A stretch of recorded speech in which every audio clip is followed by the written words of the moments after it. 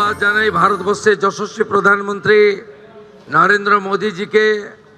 তিনি যে গ্যারেন্টি দিয়েছিলেন সেই গ্যারেন্টির আজকে পূরণ করার দিকে আমরা রাজ্য সরকারের পক্ষ থেকে, মাতৃশক্তির পক্ষ থেকে ধন্যবাদ এবং প্রণাম জানাই।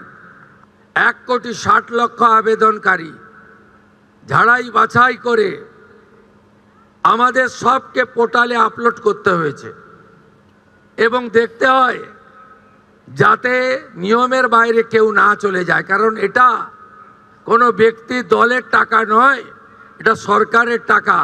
সরকারের টাকা উপযুক্ত প্রাপকরাই পাবেন, এটাই এই নীতিতে আমরা এই ক্ষেত্রে ছাড় দিয়েছি।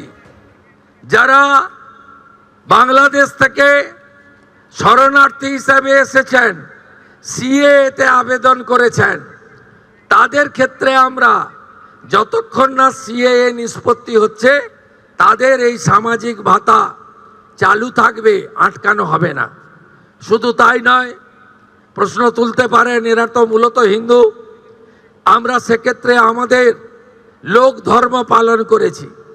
যারা ট্রাইব্যুনালে অ্যাডজুডিকেট হয়ে ট্রাইব্যুনালে আবেদন করেছিলেন তাদেরকেও আমরা যতক্ষণ না ট্রাইব্যুনালে তাদের বাতিল বলে ঘোষণা করছে তাদের এই ভাতা চালু রাখার সিদ্ধান্ত গ্রহণ করেছি।